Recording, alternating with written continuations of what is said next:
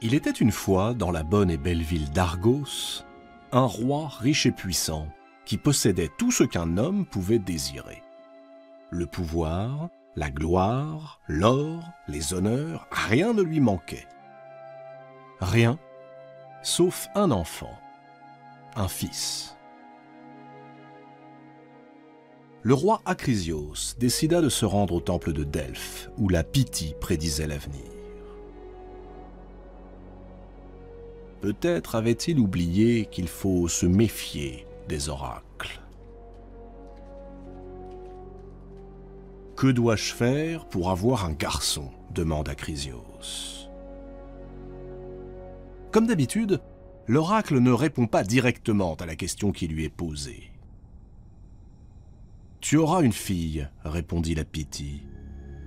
« Et cette fille donnera naissance à un garçon. Qu'à cela ne tienne, ce petit-fils pourra lui succéder sur le trône d'Argos. » Soulagé, Acrisios s'apprête à repartir, lorsque soudain, la Pythie poursuit. « Et ce garçon te tuera dès qu'il aura atteint l'âge adulte. » Acrisios est désemparé. Quelques mois plus tard, son épouse, la reine, met au monde une fille. On l'appelle Danaé, en hommage au fondateur de la dynastie, Danaos, et à ses 50 filles, les Danaïdes. Zeus avait précipité les Danaïdes dans le Tartare pour expier le meurtre de leurs époux. Là-bas, au milieu des vapeurs brûlantes des enfers, les Danaïdes versent de l'eau dans un tonneau sans fond, et ceci jusqu'à la fin des temps.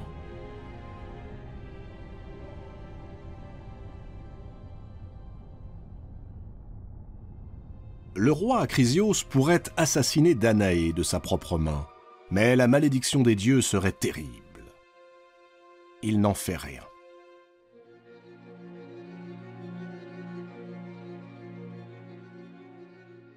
Danaé grandit. À 15 ans, la voilà devenue la plus jolie fille du royaume d'Argos. Tout naturellement, les prétendants se pressent à la cour. Tous voudraient obtenir sa main. Acrisios, hanté par le souvenir de la prophétie de Delphes, ne veut pas entendre parler d'un mariage. Il a même beaucoup prié pour que sa fille périsse de mort naturelle. Un jour, il n'hésite plus. Il ordonne la construction d'une tour, une immense tour, dans laquelle il fait aménager une prison, aux murs et au plafond d'airain.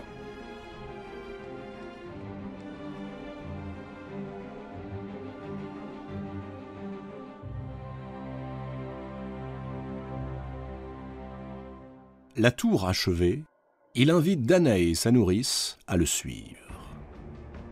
Ni l'une ni l'autre n'imaginent le terrible sort qui les attend. Les deux femmes pénètrent à l'intérieur. La lourde porte se referme. Danaé pousse un cri d'horreur que personne n'entend.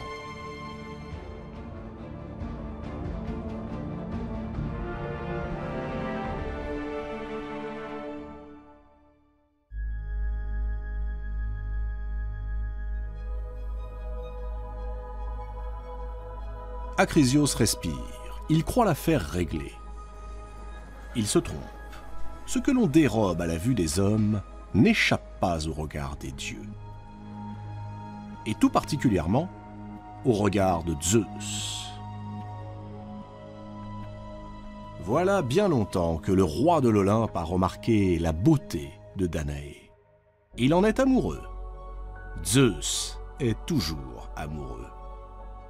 Il sourit de voir Danaé enfermée dans sa prison d'airain. C'est le moment idéal pour faire sa conquête. Toutefois, Zeus va devoir se métamorphoser, car il sait que les mortels ne peuvent contempler un dieu sous son apparence divine, sous peine d'en mourir. Taureau, cygne, aigle, serpent, la métamorphose n'a plus de secret pour Zeus. Cette fois, il décide de se changer en pluie. Une pluie d'or qui se glisse à travers les interstices de la tour, à travers les murs et retombe, caressante, sur le corps assoupi de Danaé. La jeune fille s'éveille aussitôt. Toute la pièce est illuminée. Des gouttes d'or descendent du plafond. Elle n'ose comprendre. Et si c'était...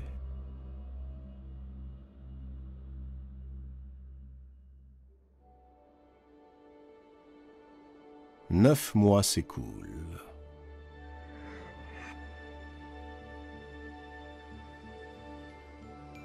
Un garçon naît. Danaé lui donne le nom de Persée.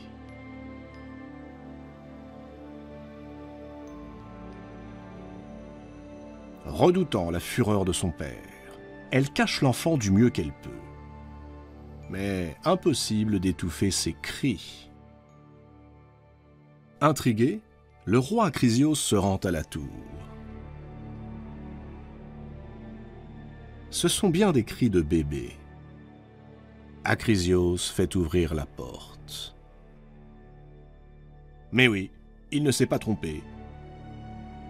Un enfant est bien là.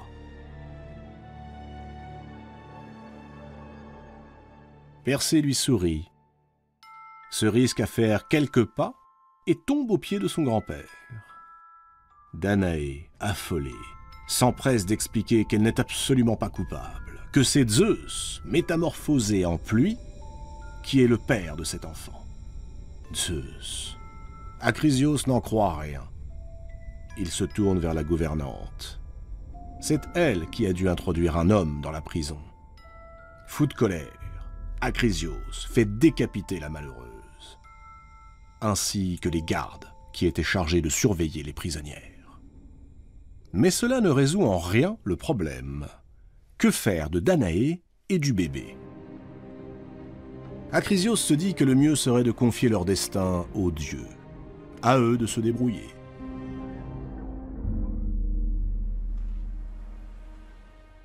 Il fait venir un menuisier, le plus doué du royaume, et lui commande un grand coffre de bois. L'ouvrage achevé, il y enferme Danaé et Persée, et les fait déposer sur l'océan. Cette fois, leur nouvelle prison ne se limitera plus à 4 murs, mais à tout l'espace marin.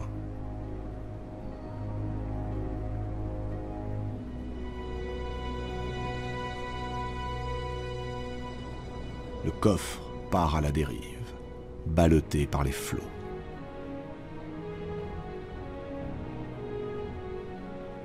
Cette coque de noix aurait dû sombrer 1000 fois. Mais Zeus veille sur son fils.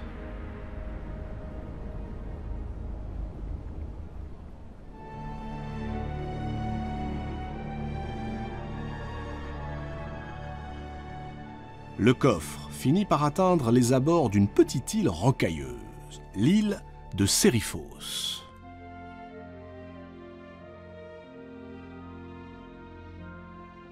Un pêcheur l'aperçoit. Mais il ne s'agit pas de n'importe quel pêcheur. Il s'appelle Dictys et il est de lignée royale. Dictys ramène le coffre et découvre Danaé et Persée. Troublé par la beauté de la jeune femme, le pêcheur décide d'accueillir la mère et l'enfant comme s'ils étaient des membres de sa famille.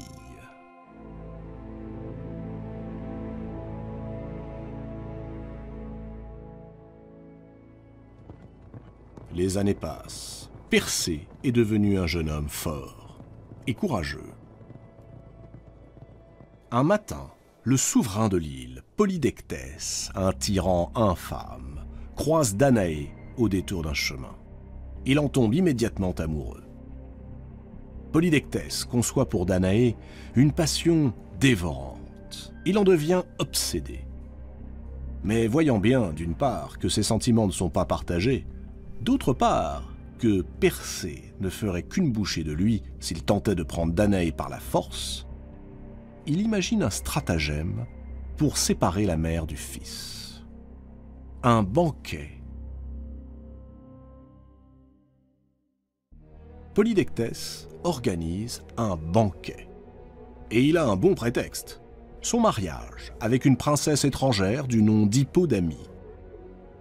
Il annonce à tous la nouvelle et exige que chaque jeune noble lui témoigne son amitié en offrant des cadeaux luxueux à sa future épouse, des chevaux de préférence, pourquoi pas toute une écurie, car la jeune femme est férue d'équitation. « Et toi, lance-t-il à Persée, toi qui ne possèdes même pas ta propre chemise, que m'offriras-tu? Tu ne saurais t'inviter les mains vides à mon banquet. » Piqué au vif, Persée réplique qu'il est disposé à apporter tout ce que le roi voudra. Tout? Parfait. Je veux la tête de la Gorgone. La tête de la Gorgone. Il n'existe pas un seul être dans tout l'univers capable d'un pareil exploit. Persée va refuser, c'est sûr. Non. Il accepte. Un courant glacial parcourt la grande salle du trône.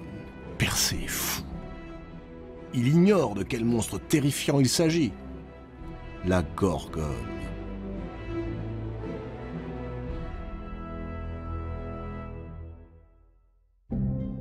En réalité, il existe non pas une, mais 3 Gorgones. 3 sœurs. Sténo, Euryalé et Méduse. Les 2 premières sont immortelles. Seule la 3e, Méduse, peut être vaincue. Il y a bien longtemps, les Gorgones étaient 3 jeunes filles à la beauté légendaire. C'est la déesse Athéna qui les a transformées en monstres parce qu'elles avaient osé la défier. Les Gorgones sont des créatures terrifiantes. Elles possèdent des ailes d'or attachées aux épaules. Leurs cheveux sont hérissés de serpents. Et de leur seul regard, elles sont capables de tuer. Elles pétrifient sur le champ quiconque ose les regarder en face. Polydectès est ravi. Ce petit prétentieux de Persée s'est piégé lui-même. Mais ce que Polydectès ignore, c'est la filiation du jeune homme. Il est le fils de Zeus et possède de surcroît la sympathie de nombreuses divinités, en particulier celle d'Hermès et d'Athéna. Et aujourd'hui, Athéna voit en Persée une occasion de parachever sa vengeance sur les Gorgones.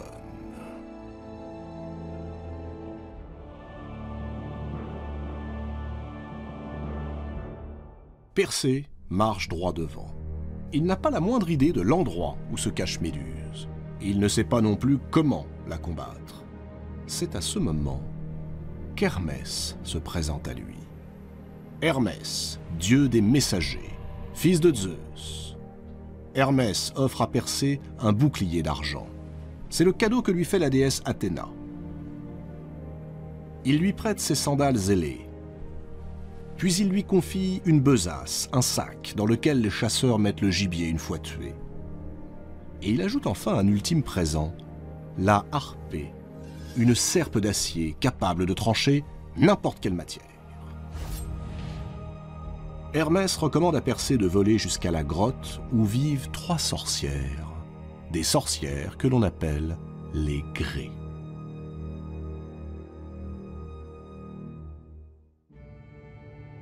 Les Grées sont les sœurs des Gorgones, et leur monstruosité se valent. Elles seules savent où se cache Méduse, mais nul n'a jamais osé s'aventurer dans leur nauséabonde caverne, car les Grées font peur à voir. On prétend qu'elles sont nées vieilles. Leur visage n'est que rides et coutures, leur peau jaunâtre et fripée comme un vieux parchemin. Le plus étonnant est qu'elles ne possèdent qu'un seul œil, qu'elles se passent à tour de rôle, et n'ont pour toutes les 3 qu'une seule dent. avec laquelle elles dévorent leurs visiteurs.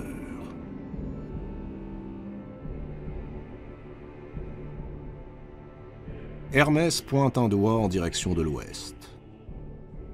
Si les Gorgones vivent au-delà de l'océan, hors des frontières du monde, aux portes de la nuit, il n'en est pas de même des Grées qui, elles, habitent dans ce monde.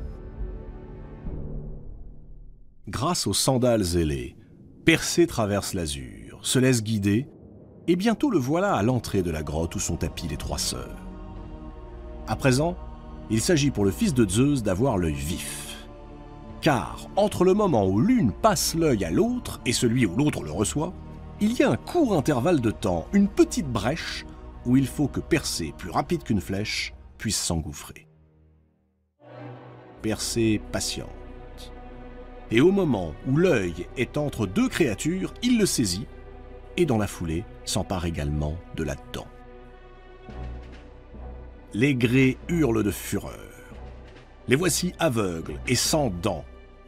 Elles sont réduites à rien. Elles implorent Persée. Elles sont prêtes à tout lui offrir, disent-elles, pour qu'il leur restitue cet œil et cette dent. Persée exige qu'elle lui indique le lieu où résident les Gorgones et le chemin pour y parvenir. Elle s'empresse d'accepter. Voilà donc le fils de Danaé et de Zeus qui vole vers l'îlot venteux abritant les monstres. Partout, des statues de pierre témoignent du passage des infortunés guerriers qui osèrent braver les Gorgones. Dans leur regard peut encore se lire l'épouvante.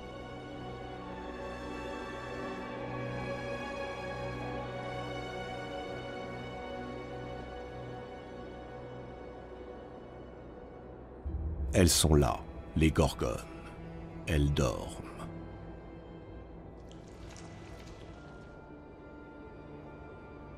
Pour Persée, la difficulté consiste à trancher la tête de Méduse sans jamais se trouver face à face avec elle.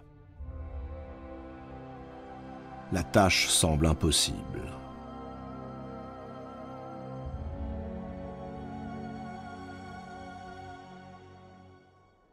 C'est Athéna qui lui souffle la solution. Persée fiche en terre le grand bouclier d'argent dont la déesse lui a fait don.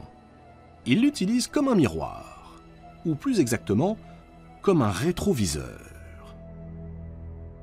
Au moment où les terribles yeux de Méduse, brillants comme des pierres de lune, se portent sur lui, Persée oriente le bouclier de telle manière que son regard ne puisse pas croiser celui de la Gorgone. Méduse est tout proche, à un souffle. Persée lève sa faucille et tranche la tête du monstre.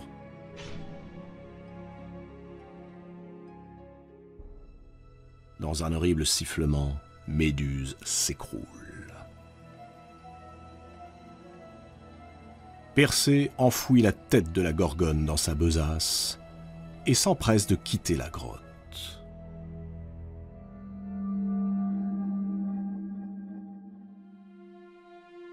Sur le chemin du retour, alors qu'il vole vers l'île de Polydectès, Persée aperçoit soudain une jeune femme enchaînée à un rocher. C'est Andromède, la fille de la reine Cassiopée.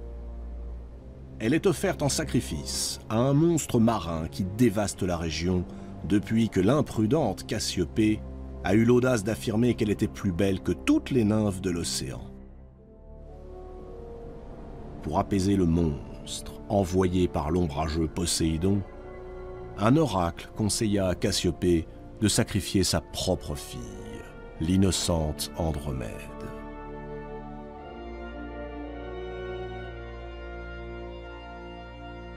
La malheureuse gémit. Sa plainte monte jusqu'à Persée. Il l'entend, il la voit. Il est aussitôt séduit par sa beauté. Pas question de l'abandonner à son sort.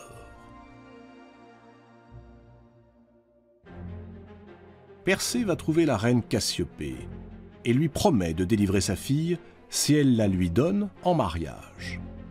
Cassiopée accepte. Persée retourne aussitôt sur les lieux où Andromède, au milieu des flots, est attaché à son roc. Il était temps, car voici le monstre qui fend les eaux et s'avance vers la malheureuse Andromède. Une nouvelle fois, tout est affaire de regard. Se souvenant des conseils d'Athéna, Persée se place entre le soleil et la mer, de telle sorte que son ombre se projette sur les eaux, juste devant les yeux de la bête. Quand il aperçoit cette ombre qui bouge devant lui, le monstre s'imagine qu'il s'agit de sa proie. Il se précipite sur le reflet, et c'est à ce moment-là que Persée, du haut du ciel, fond sur lui et le tue.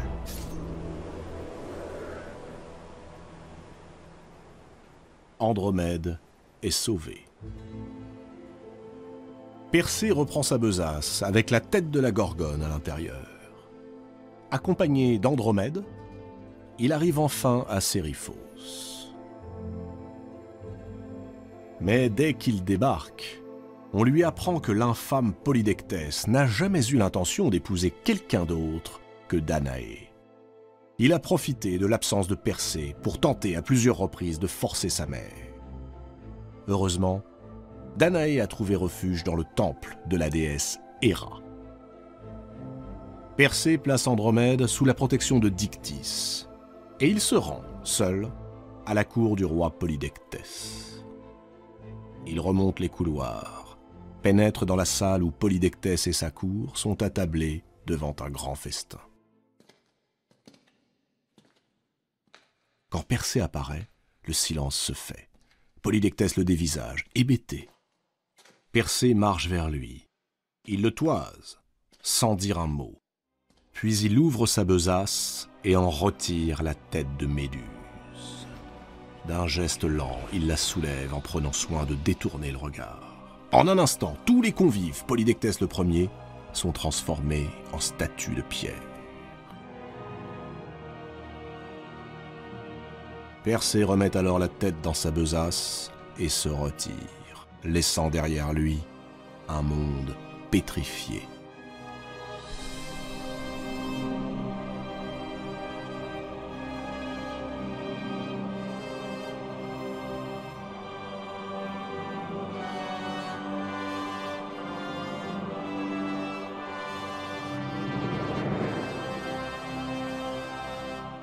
Mais tout n'est pas fini. Reste le grand-père, le roi Acrisios.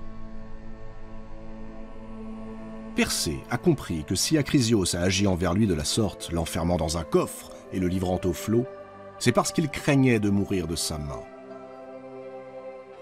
Il ne lui en tient pas rigueur.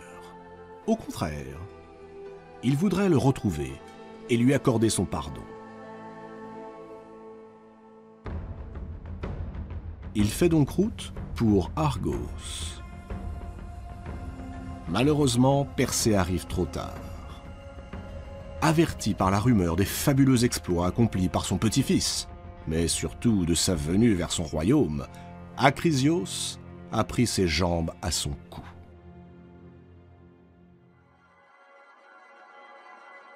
Mais le destin décide seul de l'heure où le rideau doit tomber. Quelques jours après son arrivée à Argos, Persée participe à des jeux organisés en son honneur. Vient l'épreuve du lancer de disques. La foule est dense. Parmi elles, dissimulé, un vieillard à la barbe grisonnante. Persée lance son disque. À ce moment précis, un violent coup de vent le détourne de sa trajectoire. Il file et frappe de plein fouet le vieillard, et le tue sur le coup. C'était Acrisios, le roi d'Argos, le grand-père de Persée. L'oracle de Delphes, une fois encore, a eu raison de l'agitation des hommes qui tentèrent de le faire mentir.